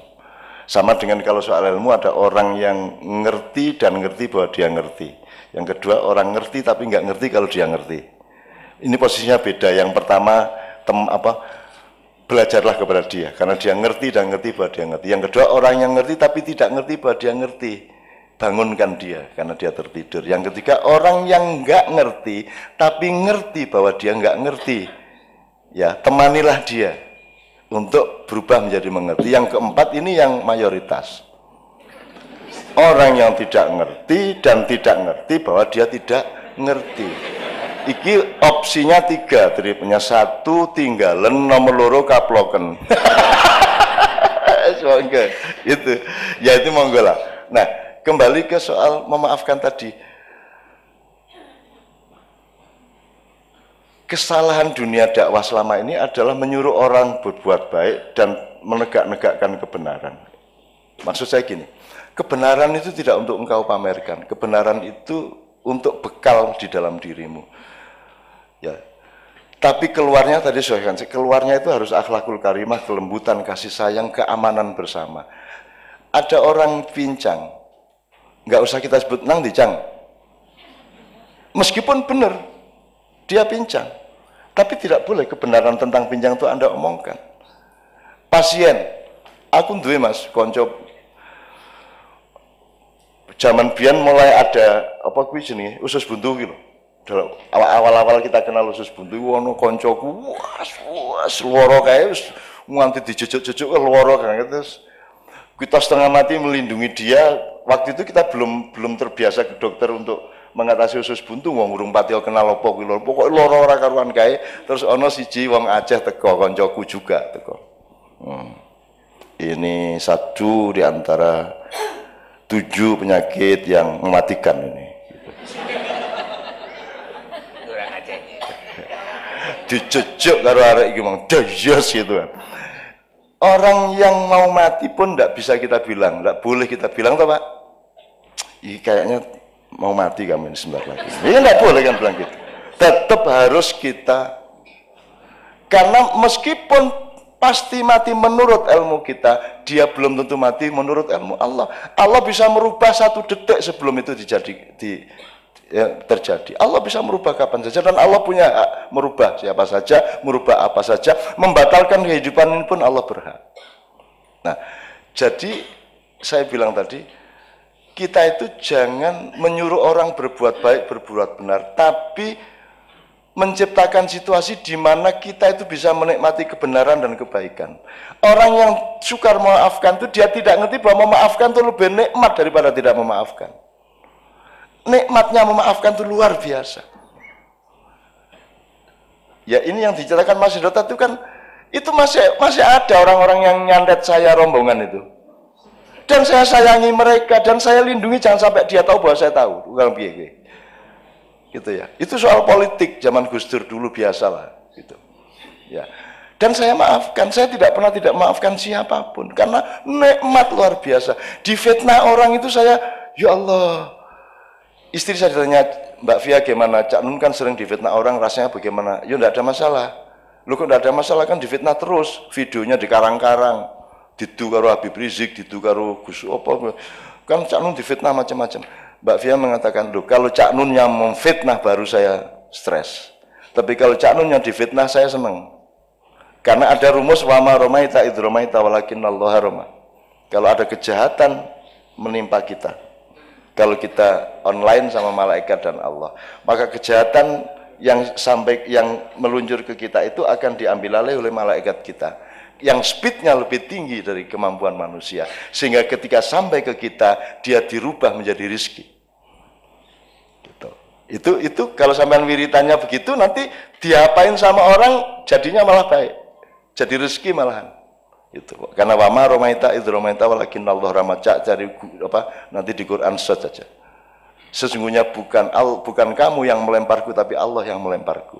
Kan begitu. Jadi fitnah itu bisa jadi positif untuk Anda, tapi pasti negatif bagi yang melakukan. Orang yang tidak memaafkan, rugi dia tidak memaafkan. Dia tidak ngerti betapa nikmatnya memaafkan. Allah sendiri punya 6 sifat pemaaf, Bapak. 6 sifat pemaaf. Jadi dosa pribadi, ghafur. Untuk dosa sosial, ghafar. Terus nanti ada yang sifatnya hati nurani, psikologi itu al-afu. Pokoknya macam-macam konteksnya. Tapi Allah selalu memaafkan. Wahai hambaku, datanglah kepadaku meskipun dengan memanggul dosa setinggi gunung. Percayalah bahwa semua gunung-gunung dosamu itu tidak berarti bagi alam semesta permaafanku yang akan menelan semua dosa-dosamu. Gitu. Maka kalau saya memaafkan, atau kalaupun saya punya dendam Bapak, dendam itu saya daya gunakan untuk membakar energi. Tapi keluarnya tidak boleh menjadi tindakan kepada orang yang dendami. Dendam itu baik asalkan dimanage sebagai energi. Gitu. Saya difitnah seneng saya. Sampai ingin saya bikin sayembara memfitnah saya. Tak sediain duit banyak, semakin besar fitnahnya. Dan saya sudah ngalamin kok sejak zaman Bung Karno sampai sekarang. Enggak ada artinya semua itu. Enggak akan berakibat apa-apa sama saya. Wong saya tidak hidup di Indonesia, saya hidup sama Allah. Indonesia itu anak asuh saya, tak gendong tiap malam. Tadi malam Ismail Yusanto DPP PD itu sama anaknya datang. Anaknya itu begitu datang, tak peluk, tidur langsung Mas. Enggak sampai 10 detik. Tak peluk langsung tidur, sudah sepanjang pertemuan 2 jam itu dia di pangkuan saya dekep itu. Jadi itu Allah, cara Allah menunjukkan kepada HTI siapa saya. Anaknya yang pelukanku, gue harus ngomong apa gue? Iya kan? Gue harus ngomong ideologi khilafah, gue ora iso kowe. Doa niki, anakmu itu tak cekel set ngene langsung turu. Dan dia seperti seolah-olah dia cucu saya. Dan begitu kenal sama saya, langsung gambarnya oke banget, tak dekep. Ketika foto masih tidur saya dekep gini kok. Terus bapaknya mau apa? Ngomong apa? Kan enggak bisa sombong lagi sama saya. Enggak bisa metoto-metoto lagi. Iya toh? Gitu Mas. Ada lagi tokoh lain Pak. Ada tokoh lain yang hebat secara nasional. Ini juga potensial bisa memusuhi saya, bisa memfitnah saya. Tapi dia tidak bisa berbuat apa-apa sama saya. Kenapa? Karena Allah punya cara sendiri Pak kalau mau nolong kita. Jadi kami dari Australia, Kiai Kanjeng bareng sama tokoh ini. Sama istrinya tokoh ini. Turun di Denpasar, istrinya tokoh ini buka handphone, ada berita bahwa mertuanya meninggal. Dia langsung pingsan, saya di belakangnya. Cek ini. Ya cek, tak tampung, tak panggilin orang bandara pakai kursi roda, tak urusi sampai boarding lagi ke Jakarta, kami ke Jogja. Maksud saya gini, Pak, bojone arep ngomong apa, kene ora ana aku ngeblak. Piye kuwi? Kowe wis rasa ngomong ideologi, rasa ngomong macam-macam karo aku. Wis kuwi Gusti Allah sing ngatur. Nah, Ibu Bapak sekalian, percayalah bahwa Allah punya banyak sekali cara, termasuk menyembuhkan pasien kita. Gitu. Jadi saya bukan mohon, saya ingin Anda semua menyadari itu semua secara luas sehingga menemukan nikmal maula wa nikman nasir, bahwa memaafkan itu nikmatnya luar biasa, memberi itu nikmatnya luar biasa. Tidak meminta kepada Allah kadang-kadang juga kenikmatan, meskipun di saat lain minta itu yang lebih nikmat. Jadi yang penting nikmatnya, bukan baiknya, bukan benernya, tapi Anda bisa menikmati semua itu. Saya tidak tepat jawaban saya menurut sampean, saya mohon maaf ya.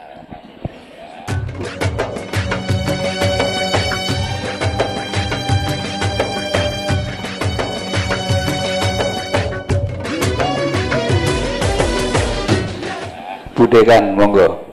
Ini ada sumur yang perlu kita eksploitasi sedikit saja. Kalau saya melihat sekarang itu banyak orang galau ya. Galau artinya tidak sinkron antara tampaknya dengan apa yang ada dalam hatinya gitu loh. Nah, itu bagaimana itu? Padahal kalau kita lihat, kelihatannya semua arahnya mau ke wah, religius sekali. Tapi sebetulnya dari sisi perilakunya itu kok munculnya berbeda. Monggo Pak Cakno. Gimana jawabnya ya? Mau pakai terminologi atau metodologi yang luas, waktunya juga tidak cukup. Tapi saya kira memang ada kelemahan pendidikan keagamaan, Bu. Jadi kita tidak, itu namanya talbis. Talbis itu dari kata iblis. Iblis itu, sampean tahu ceritanya kenapa Nabi Adam diturunkan ke bumi itu karena dia ketipu. Dia didatangi tamu berpakaian kayak malaikat Jibril, disangka Jibril. Maka dia taat, disuruh mendekati pohon itu ya. Padahal ternyata itu iblis. Akhirnya dia terlanjur sudah mendekati pohon itu dan sama Tuhan diusir ke bumi gitu. Jadi yang berlangsung sekarang itu kan kita itu ditipu oleh iblis yang berpakaian malaikat. Begitulah kalau pilkada, begitulah kalau politik ya Bu ya. Begitulah kalau macam-macam Bu ya. Kita itu pokoknya, apalagi kalau Anda ngerti Freemason, Illuminati, Anda ngerti desain globalnya Yahudi, Anda ngerti macam-macam, Anda akan tahu bahwa paket utama yang disebut penjajahan atau mobilisasi kepada masyarakat timur ya, yang akan dibaratkan itu adalah mereka menciptakan pandangan melalui pendidikan, melalui media massa, melalui cara berpikir, melalui produk-produk, sampai sekarang melalui produk-produk yang kanak-kanak pun dimasukin itu untuk merubah pandangan Anda bahwa yang Anda sangka surga itu sebenarnya neraka, dan yang Anda sangka neraka sebenarnya itu surga. Jadi sekarang itu kita itu belum bisa mengidentifikasi secara persis sebenarnya yang neraka yang mana, yang surga yang mana. Kalau kita sudah sampai kepada empirisme seperti yang Ibu bilang tadi itu. Jadi kita itu seringkali bukan karep munafik neng pancen ora mudeng. Ora mudeng. Lah piye? Ngene karo gendera nesu. Tauhid. Ya kan gitu ya. Di UN-nya itu banyak yang tidak mau upacara hari Senin. Lho sing ini kan soal cara berpikir toh, Bu. Masa ada orang nyembah bendera? Piye to ya? Itu kan cuman lambang bahwa kita ini bangsa Indonesia, gitu loh. Yang kita hormati kesepakatan nasional ini, bukan kayaknya kuwi kan mengkoyo awake dhewe iki nek lunga adoh tugas, kuwi lak nggawa kathoke bojo. Kan begitu. Lah untuk kangen-kangenan toh sing ora diumbah dadi diambus-ambus kae. Apakah kita ini penggemar katok? Lah bukan. Kita ini pecinta istri, pecinta suami. Lambangnya kehadiran istri atau suami pada perantauan kita adalah kathok itu, bukan kathok itu yang kita sembah. Kita umroh itu bukan nyembah Ka'bah, bukan nyium Hajar Aswad. Kalau mau nyium batu ngapain jauh-jauh ke Mekah bayar ado-ado. Golek watu ning kali oke banget. Tinggal dicium. Sampai orang-orang itu saya sarankan, sudahlah kalau kamu tidak mungkin naik haji, kamu bikin Ka'bahan di belakang rumahmu, ubeng-ubeng ono dhewe kayak ono watu, ambung-ambungan watu. Nenek ono kiai nesu, apa bid'ah? Lho kok bid'ah pripun? Lagi kok lunga kaji kok tawaf kok ning kene. Kula mboten tawaf, kula ngincipi.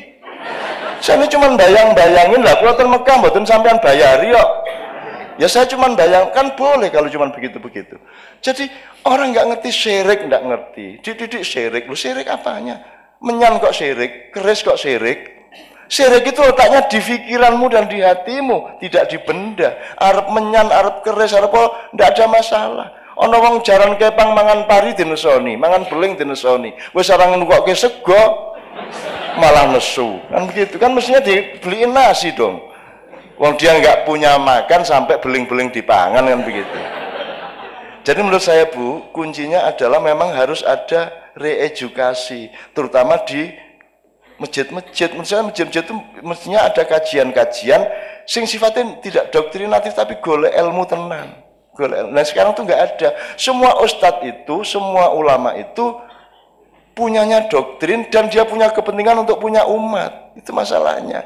Betul enggak? Di Madura begitu. Semua pengen punya umat dan saya tak buang umat. Awas kowe nek MH mania tak tunyu raimu.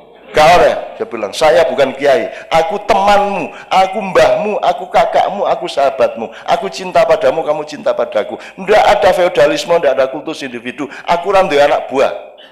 Aku mau tanggung jawab nang kelakuanmu. Kalau saya punya umat, apa maksudnya? Apa saya bertanggung jawab terhadap kelakuan umat saya? Kalau saya punya anggota, saya membaiat, apa saya tanggung jawab terhadap dia? Kamu juga jangan mau dibaiat, Anda juga jangan mau dibaiat. Kalau mau di BA tanya dulu sama yang BA, sampai tanggung jawab nih. Kan kalau di BA orang kan tanggung jawab dia. Kalau enggak, saya tidak punya anggota, sampai hari ini saya tidak punya umat dan saya tidak akui sebagai umat saya. Anda orang yang mandiri, Anda orang yang otentik, Anda punya hubungan langsung sama Allah, tempuhlah kehidupanmu masing-masing dan Anda bukan bagian dari saya. Dan Anda tidak harus meniru saya. Saya kesini tidak untuk Anda hormati. Saya kesini untuk mengajak Anda menghormati Allah dan Rasulullah. Saya tidak ada masalah. Aku rapaten. Gitu. Kalau orang berani seperti itu, Bu, insya Allah orang tidak akan tuding-tudingan. Akhirnya kadang-kadang bukan karena munafik, tapi karena tidak ngerti, Pak. Nggak ngerti itu gini, Bu, contohnya, Bu. Sampai bisa membedakan antara orang boros sama orang loman. Gini, orang hemat sama orang pelit itu bedanya apa? Itu peristiwa pelit atau peristiwa hemat? Gimana cara membedakan? Yang ngerti kan yang bersangkutan. Apalagi kalau ini orang istiqomah, wah itu teguh pendirian. Kayak dari sini orang, aku yang keras kepala, beguguk mudawatan. Ya kan sama peristiwanya, Bu. Sama. Nah ini orang nggak bedain. Oh itu intoleran. Dia lupa bahwa tuduhan intoleran pasti berasal dari orang yang juga intoleran. Pasti itu. Nah Bhinneka Tunggal Ika ya kabeh sak demi-demi teh sak setane sak kuntilanake kabeh nek Bhinneka Tunggal Ika dan saya menerima semuanya. Iblis saya belain. Kok wani kuwi lho? Emang iblis berani sama Allah. Iblis itu menjadi iblis yang nyuruh Allah. Dipelajari dong. Yang nyuruh Allah. Dan iblis itu sudah kapok jadi iblis. Sekarang mbok sempul tak pensiun dini. Itu udah usul sama Allah. Lu ngapa to iblis? Lah kula niki ajeng pripun melih. Kula nipun enggak ada setan semonten niku terutama di Indonesia kula supply setan-setan sing paling ampuh. Aneh saiki setan-setan niku pun putus asa kabeh kelangan penggawean. Lho kok kelangan penggawean? Lah pripun? Setan niku ngongkone paling pol korupsi sak juta niku pun njupuk 2 miliar ya. Jadi setan tidak ada gunanya di Indonesia karena manusianya sudah lebih dari setan. Itu namanya talbis, Bu. Nah, kita harus berhati-hati. Kita harus mengerti bedanya hemat sama pelit. boros sama loman, sodakoh sama. Sekarang kalau kita berpikirnya sekuler, untuk apa naik haji? Habis-habisin duit, kan gitu. Untuk apa sodakoh? Yang enggak aja, kan gitu. Ngapain tuh sholat? Wasting time, kan gitu. Kan gitu. Kalau kita berpikirnya tidak ada Allah, kan gitu. Nah jadi menurut saya Bu, saya senang sekali ada acara-acara seperti ini di kedokteran, di Polres, di Kodim. Anda kan tahu Kodim itu kalau ulang tahun kadang-kadang ada lomba hadroh, coba pula ngeri tau gue. Tentara jing ngono kuwi. Kuwi nyenengke, kuwi nang Indonesia tok. Kalau tentara kok hadroan gitu kan. Kini orang Indonesia di Indonesia tuh ya Allah, ora iso diapa-apake. Itu Bapak sekalian. Wis kapusan dhewe karo wong Indonesia. Wong kayak sok ngapusi ya kok apusi kan gitu kan. Nah, jadi Bu, jawaban saya menurut saya tidak bisa lengkap tapi saya kira memang pembelajaran harus kita lakukan. Jadi ada kajian-kajian daripada bentrok merah lawan melawan hijau, daripada mbok Basul Masail bareng. Saya selalu menganjurkan, ngapain tuh ini majelis tarjih fatwa, Basul Masail NU fatwa, MUI fatwa, mbok rapat sih, terus fatwa bareng gitu loh. Ki umatnya bingung, si Jirioyo sesuk burung, sing durung, sing bener sing di. Untung sekarang ini tidak ada masalah karena sudah ada proyek yang lebih besar, ndak urusan hari raya aja. Idul Fitri tanggal berapa? Anda tahu itu semua proyek aja, gitu loh Mas. Itu ujung-ujungnya itu ya itu toh.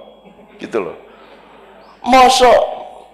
Mosok hilal harus ada hilal 2%, 2,5%. Itu gimana sih orang-orang itu? Itu dulu nggak ada ukuran 2%. Itu 2 derajat, nggak ada. Itu gini loh. Itu kan idiom namanya. Nanti kok edot kok urung ketok irunge gitu. Itu maksudnya kok belum kelihatan batang hidungnya, itu kan ungkapan, bukan kok kita cari hidungnya edot bener ya enggak. Kok dia belum kelihatan, tapi bahasanya itu kok belum kelihatan batang hidungnya. Nah, 2% itu sempeki ketok lah, 2%, bukan 2% regulatif. 2% kuwi nek cara Jawa ini sak hoha. Swidak jaran. Wah, sak Dayak. Itu maksudnya banyak sekali. Bukan kok terus cari orang Dayak bener. Banyak fikih yang diciptakan berdasarkan kesalahpahaman kata seperti itu. Sebenarnya itu idiom dan misalnya Lailatul Qadri khairum min alfi syahrin, ya. Malam Qadar itu seperti lebih bagus dari 1000 bulan. Dihitung 1000 tenan. Ora kuwi nek cara jan maewu gitu loh. Itu idiom bahasa sastra. Ini kalau mufasir, ahli agama, ahli politik ndak ngerti sastra. Aku nek Khairul Anwar mengatakan aku ini binatang jalang. Polisi, binatang jalang. Dari kumpulannya terbuang, tapi aku akan menerjang. Gua iki anarki. Iya, lagu puisi Pak. Itu puisi. Makanya sekarang sampai ada cerpen itu haram karena bohong. Piye ta ya? Piye iki? Menungso iki kok ya pedok ya piye. Oke Bapak sekalian, mohon waktu sudah habis, sudah terlalu larut, saya mohon maaf jawabnya tidak mudah, maka agak kadang-kadang saya lari ke sana kemari. Tapi yang penting menurut saya sekarang ini bukan apakah Anda setuju atau tidak pada omongan saya, tidak penting apakah Anda paham atau tidak penting apakah itu ilmu benar apa tidak, yang penting kita bermesraan di dalam itikad yang baik bersama-sama, ingin berdamai, ingin enak, ingin seimbang satu sama lain, dan nanti terjadinya itu tidak karena saya, tidak karena Anda, tapi karena perkenan Allah, Anda akan menemukan keajaiban-keajaiban yang tidak pernah Anda duga dari Allah Subhanahu wa taala. Saya mohon izin, mohon maaf atas semua kekurangan saya. Kul indhalaltu fa innama adillu ala nafsi fa in ihtadaitu fa bima yuhya ilayya rabbi. Assalamualaikum warahmatullahi wabarakatuh.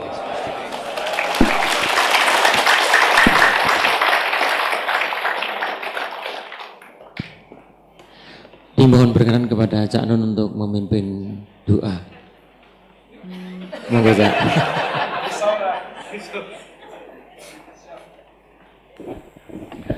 Ya itu salah satu yang saya hindari.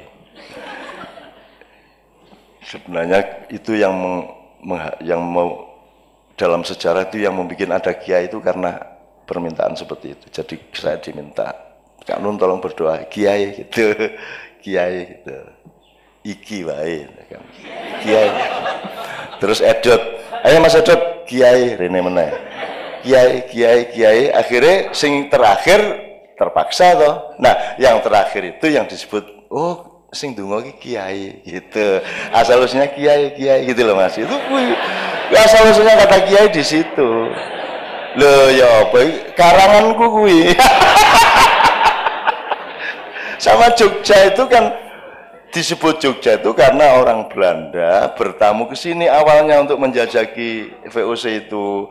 Nah, orang Jogja itu kalau nyugui kan pakai jog. Begitu minum jog ya gitu, jog ya, jog lagi, jog ya gitu. Terus akhirnya wong Londo iki terus iki Jogja gitu. Akhirnya terus mereka terus ke timur, berhenti di Solo. Di sana kok ora ditawani ya, ngombe wis ngono tok. Kok ora ono Jogja. Terus dek noleh kan so. Akhirnya jenenge Solo kuwi lho, Mbak. Akhirnya sing penting jenengan seneng atine, ya muga-muga sehat awake, tentrem keluargane ya, dan semua yang oleh Allah diberi cobaan diberikan jalan keluar. Semua yang Allah sekarang masih agak kisruh oleh Allah dibikin terang, yang masih sempit dibikin luas, yang masih belum tercapai oleh Allah dikasih pencapaian bertahap ya. Dan ada yang mendapat kejutan-kejutan dan bahkan akan ada yang mendapat fadilah dan keajaiban dari Allah Subhanahu wa taala. Itu doa ta wisan? Ya, Rabbana atina fid dunya hasanah wa fil akhirati hasanah wa qina adzabannar. Subhana rabbika rabbil izzati amma yasifun wa salamun alal mursalin. Ya Allah, innama amruhu idza arada syai'an ayyaqulahu kun fayakun kun fayakun kun fayakun kun fayakun. Fa subhanalladzi bi yadihi malakutu kulli syai'in wa ilaihi turja'un. Walhamdulillahirabbil alamin.